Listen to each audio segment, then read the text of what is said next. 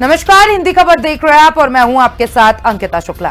हरिद्वार पहुंचे मुख्यमंत्री पुष्कर सिंह धामी ने कांवड़ मेले के दौरान होटल अलकनंदा में स्वास्थ्य शिविर का उद्घाटन किया। सीएम ने हेलीकॉप्टर से कांवड़ियों पर पुष्प वर्षा की, शिव भक्तों के चरण धोकर सम्मान किया और उत्कृष्ट सेवा देने वाले पुलिसकर्मियों को सम्मानित भी किया गया। धामी ने कांवड़ यात्रा को सेवा और समर्पण का पर्व बताया। साथ ही विपक्ष को पप्पू गैंग करार देते हुए सनातन परंपरा को बदनाम करने का आरोप लगाया और मां गंगा से उन्हें सद्बुद्धि देने की प्रार्थना की। प्रशासनिक एवं पुलिस अधिकारीगण, विशिष्ट अतिथिगण, मीडिया बंधु तथा देवतुल्य कांवड़ श्रद्धालुओं का भाइयों एवं बहनों धरा पर हार्दिक स्वागत, अभिनंदन एवं मंगल कामनाओं सहित वंदन करता हूं। चूंकि पप्पू यादव और पप्पू गैंग दोनों ही हमेशा ये सनातन का माहौल उड़ाने वाले, सनातन को बदनाम करने वाले और हमारे पूज्य संत गणों को, साधुओं को, जो धर्म की रक्षा के लिए अपना संपूर्ण जीवन लगाते हैं, सनातन के वाहक हैं, उन सबको बदनाम करना, ये इनकी मानसिकता दर्शाता है कि सनातन के प्रति इनका क्या भाव है। और ये इससे ज्यादा निकृष्टता कोई नहीं हो सकती है। मैं तो भगवान भोलेनाथ से प्रार्थना करूंगा कि पप्पू गैंग को भी और पप्पू यादव को भी भगवान जो है सद्बुद्धि दे, उनकी बुद्धि ठीक हो, जिससे कि ये इस प्रकार से हमारे जो धर्म की रक्षा के लिए भगवान ने जिनको ये जीवन दिया है, उनको इस प्रकार से जो है उनका कहीं न कहीं उनको एक तरह से बदनाम करने का काम या उनके ऊपर लांछन लगाने का काम कर रहे हैं, उनको भगवान सद्बुद्धि। देखिए, क्योंकि ये 5वां वर्ष है, 5 साल से लगातार हम लोग इस काम को कर रहे हैं और ये भगवान का काम है। भगवान भोलेनाथ के शिव भक्त यहाँ आते हैं, उनकी सेवा करना मैं समझता हूँ कि भगवान की सेवा करना जैसा ही है, महादेव की सेवा करना जैसा है। और हम अपने को सौभाग्यशाली मानते हैं कि भगवान की कृपा से हमें ये अवसर मिलता है। और रुद्रप्रयाग में बीजेपी नेता कमलेश उनियाल ने अपनी पार्टी की सरकार की व्यवस्था को कटघरे में खड़ा कर दिया। उन्होंने रुद्रप्रयाग की बदहाल सड़कों को लेकर स्थानीय विधायक और कैबिनेट मंत्री भरत सिंह चौधरी से सीधे सवाल पूछते हुए मीडिया में वीडियो पोस्ट कर दिया, जिस पर कांग्रेस ने सरकार पर हमला बोला है। रिपोर्ट देखिए। रुद्रप्रयाग क्षेत्र की खस्ताहाल सड़कें, बीजेपी नेता की पोस्ट मंत्री भरत घिरे। कांग्रेस ने धामी सरकार पर ली चुटकी, खोखले दावों की पोल खोलते खुद भाजपाई। रुद्रप्रयाग में सड़कों की खस्ताहाल स्थिति पर बीजेपी के पूर्व प्रदेश मीडिया सह प्रभारी कमलेश उनियाल ने धामी सरकार की व्यवस्था को कटघरे में खड़ा कर दिया है। कमलेश उनियाल ने रुद्रप्रयाग की बदहाल सड़कों को लेकर स्थानीय विधायक और कैबिनेट मंत्री भरत सिंह चौधरी से सीधे सवाल पूछे हैं। बीजेपी नेता ने खस्ताहाल सड़कों की हालत दिखाते हुए सोशल मीडिया में वीडियो पोस्ट किया है। अब हमारा सौभाग्य है कि हमारे जो विधायक है वो आज कैबिनेट मंत्री बन गए। मैं उनसे कहना चाहूंगा, आप ये जाकर के क्षेत्र में अपनी गाड़ी लेकर के क्यों नहीं जाते भाई? आप खाली मतलब अभी कई लोग प्रशासन के पास बैठ रहे हैं कि साहब हम डीएम के यहाँ धरना देंगे, हम विभाग में धरना देंगे। आज हमारे पास कैबिनेट मंत्री है। मैं माननीय भरत चौधरी जी को बोलना चाहूंगा और एक पत्र भी लिखूंगा उनको कि इन सड़कों की स्थिति तत्काल दुरुस्त होनी चाहिए। बीजेपी नेता कमलेश उनियाल के वायरल वीडियो को लेकर कांग्रेस ने सरकार को घेरा है। कांग्रेस का कहना है कि विपक्ष के साथ साथ अब तो सत्ताधारी बीजेपी के नेता भी अपनी सरकार की करनी का भंडाफोड़ कर रहे हैं। वहीं बीजेपी का कहना है कि बीजेपी कार्यकर्ताओं को उनके क्षेत्र की जन समस्याओं के बारे में सरकार को सूचित करने का जिम्मा पार्टी ने ही दिया है और इसी जिम्मेदारी के तहत कमलेश उनियाल ने सड़कों की खस्ता हालत का मामला संज्ञान में लाया है। उत्तराखंड के अंदर लगभग 250-300 सड़क और संपर्क मार्गों का बुरा हाल है। पुल बह रहे हैं, सड़क बह रहे हैं, एक्सप्रेसवे का बुरा हाल है और सरकार में बैठे हुए लोग सो रहे हैं। अब भाजपा के अपने उनियाल जी ने रुद्रप्रयाग क्षेत्र में सड़क की समस्या पर अपने विधायक मंत्री को घेरा है। इससे पहले भी तमाम विधायक अपनी सरकार को कटघरे में खड़ा करते रहे। इससे स्पष्ट है कि विकास के प्रति इस सरकार का नजरिया जो है वो उपेक्षा का है। कहीं किसी पर कोई सवाल नहीं उठा रहा है। जो कमलेश जी का वीडियो आप कह रहे हैं, ठीक है, वो अपने क्षेत्र की बात कह रहे हैं, अपनी बात कहने का सबको अधिकार है, और भारतीय जनता पार्टी में तो हर कार्यकर्ता विजिलेंट रहता है, सक्रिय रहता है। कहीं कोई दिक्कत होती है तो वो उसका मुकाबला भी करता है और जनता के सवालों का जवाब भी देता है। जनता की सेवा में लगातार तत्पर रहने के लिए भारतीय जनता पार्टी के कार्यकर्ताओं को पार्टी के निर्देश भी दिए गए हैं, पार्टी की तरफ से कहा भी गया। इससे पहले देहरादून के पूर्व मेयर सुनील उनियाल गामा ने मसूरी विधानसभा क्षेत्र में खराब सड़क का मुद्दा उठाया था, जिससे कैबिनेट मंत्री गणेश जोशी सवालों से घिर गए थे। और अब कमलेश उनियाल की वीडियो पोस्ट से मंत्री भरत चौधरी कटघरे में हैं। आगामी विधानसभा चुनाव को देखते हुए इसे बीजेपी नेताओं की दावेदारी के रूप में भी देखा जा रहा है, लेकिन बीजेपी प्रवक्ता इसे पार्टी के निर्देशों पर की जा रही कवायद बता रहे हैं। हालांकि बीजेपी की ओर से ये स्पष्ट नहीं किया जा रहा कि पार्टी फोरम की बजाय सोशल मीडिया में वीडियो पोस्ट कर सरकार और अपने ही मंत्रियों को घेरने का औचित्य क्या है, जिससे विपक्ष को भी सरकार पर हमले का बैठे बिठाए मुद्दा मिल जा रहा है। देहरादून से संवाददाता शुभांगी भट्ट और दीपिका भंडारी के साथ ब्यूरो रिपोर्ट, हिंदी खबर। टिहरी सांसद माला राजलक्ष्मी शाह ने मुख्यमंत्री पुष्कर सिंह धामी को पत्र लिखकर मेडिकल कॉलेज नई टिहरी के पास ईनिया में ही बनाए जाने की मांग कर दी है। टिहरी सांसद ने कहा है कि सबसे अच्छी जगह भागीरथी पूरम के पास ईनिया में है, जिसकी डीपीआर भी शासन को भेजी जा चुकी है। टिहरी सांसद ने कहा कि इस मामले पर वो भी अपने स्तर से भारत सरकार से बात करेंगी।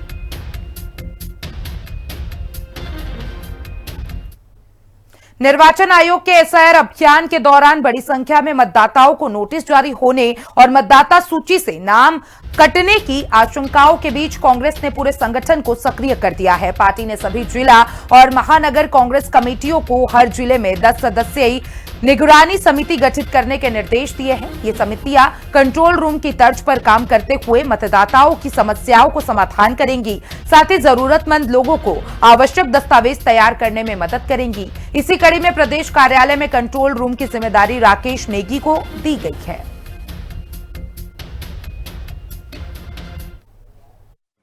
कंट्रोल रूम की कल हमने घोषणा कर दी है और कंट्रोल रूम ने विधिवत कार्य भी शुरू कर दिया है। कंट्रोल रूम के जो सदस्य हैं सभी को हमने जो है पूरी जानकारी मुहैया करा दी है और सभी लोग को जिले तय कर दिए गए हैं। अलग अलग जिलों से जो जानकारी प्राप्त कर रहे हैं और कुछ सूचनाएं भी आनी शुरू हो गई हैं। जिन लोगों को दिक्कतें हैं वो भी सूचनाएं आनी शुरू हो गई हैं। तो बहुत सारी दिक्कतें हैं, बहुत सारा टिपिकल मामला ये बन गया है एसआईआर का जो द्वितीय चरण का कार्यक्रम है और लोगों को काफ़ी दिक्कतें आ रही हैं।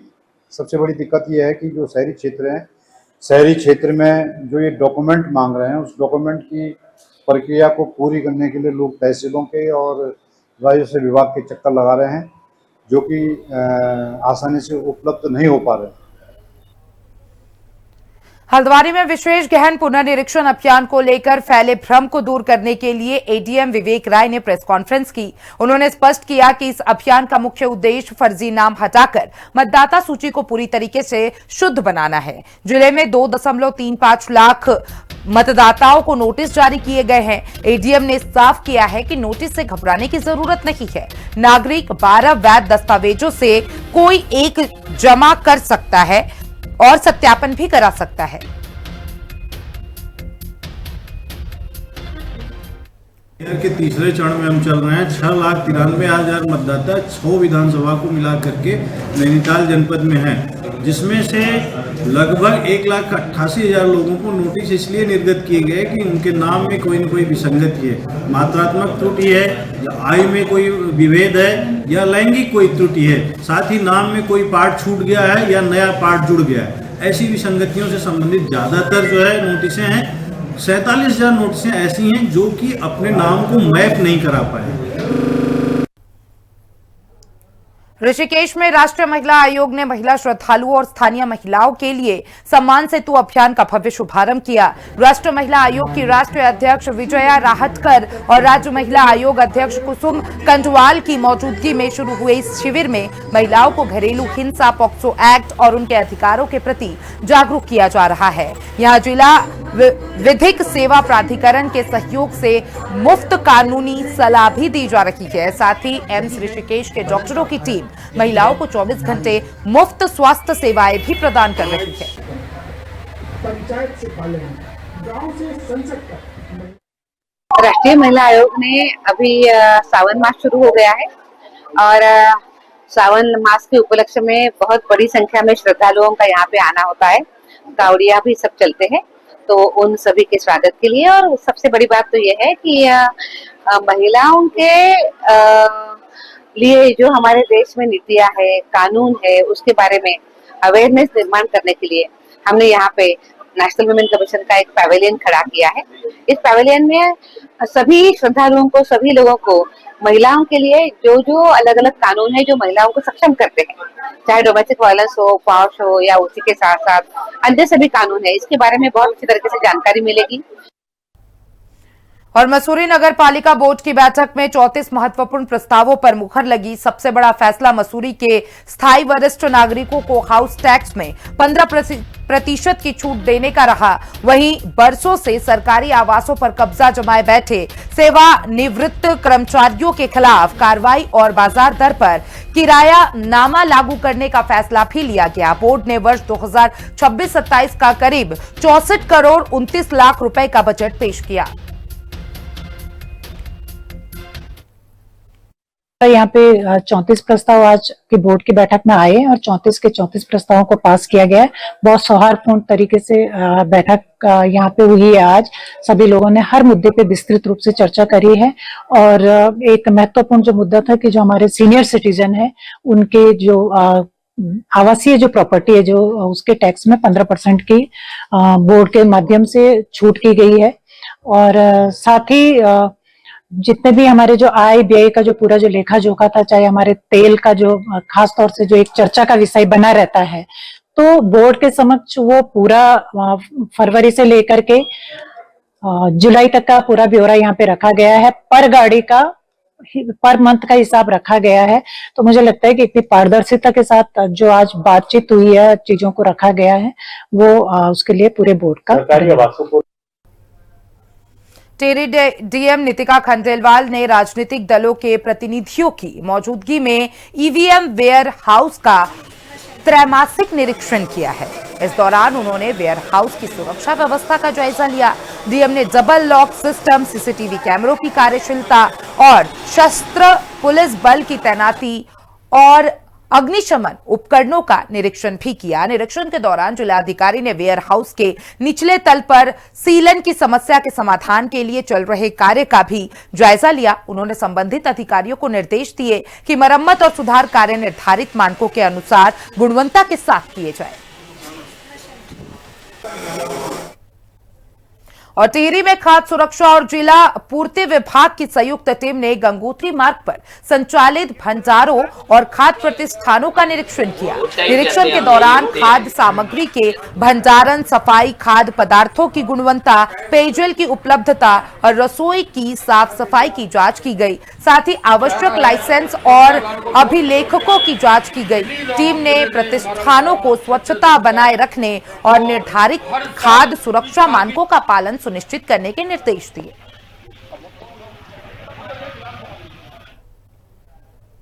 चंपावत की एसपी रेखा यादव ने भारत नेपाल अंतर्राष्ट्रीय सीमा, शारदा बैराज और आईसीपी चेक पोस्ट का औचक निरीक्षण किया।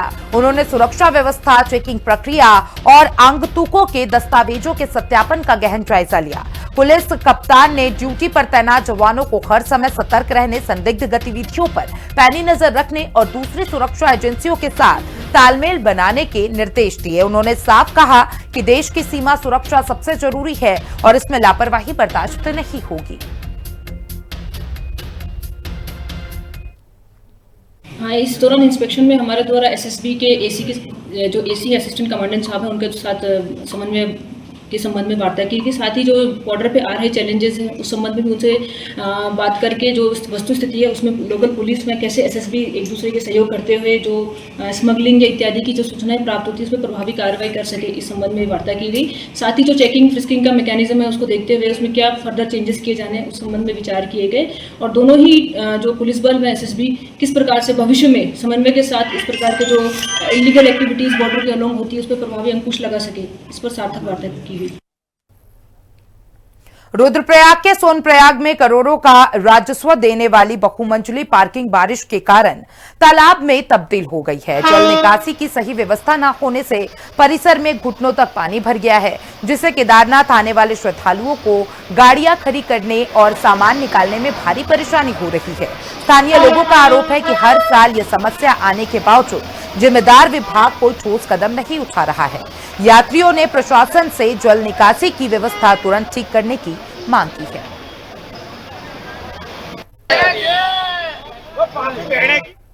और ऋषिकेश में आबकारी विभाग ने शराब तस्करी के खिलाफ बड़ी कार्रवाई करते हुए वित्तीय वर्ष 2025-26 के दौरान कुल 241 मुकदमे दर्ज किए हैं। आबकारी इंस्पेक्टर प्रेरणा बेस्ट के अनुसार इस अवधि में 208 पेटी अंग्रेजी शराब, 200 पेटी देसी शराब, 217 लीटर बियर और 1519 लीटर कच्ची शराब जब्त की गई है।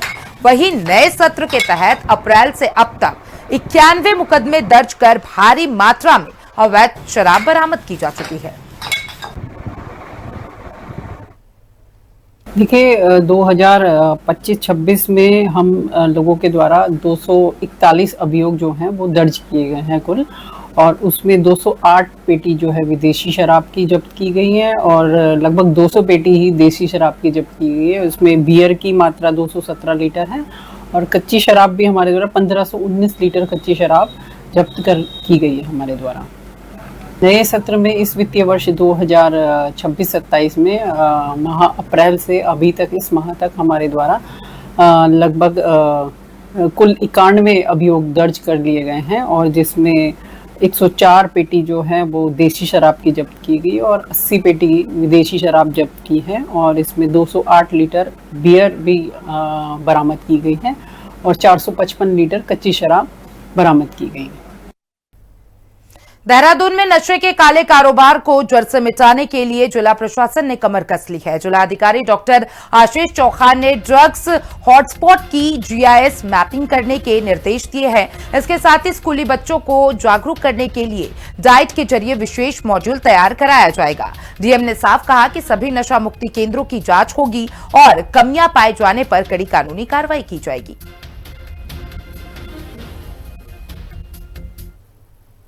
एनकोड की मीटिंग में हम लोगों ने ये डिसाइड किया था कि ऐसे प्लेसेस जहाँ मल्टीपल केसेस मिल रहे हैं या जहाँ पैडलर या ड्रग एडिक्ट्स का नंबर ज़्यादा पाया जाता है तो उन एरियाज़ को हम लोग जीआईएस पे मैप करने के बाद में उन्हें एज अ हॉटस्पॉट या उनको बेटर तरीके से प्रिसाइज स्ट्रेटजीज़ के साथ में एड्रेस कर पाएंगे। तो यही इसी क्रम में मेरे द्वारा निर्देशित किया गया था। इसके अतिरिक्त जो कोर्सेज स्टार्ट किए जाने हैं बच्चों के, एक डाइट के माध्यम से एक मॉड्यूल तैयार करके बच्चों को या स्कूल गोइंग स्टूडेंट्स को दिया जाना है, उस पर भी मेरे डायरेक्शंस गए हैं।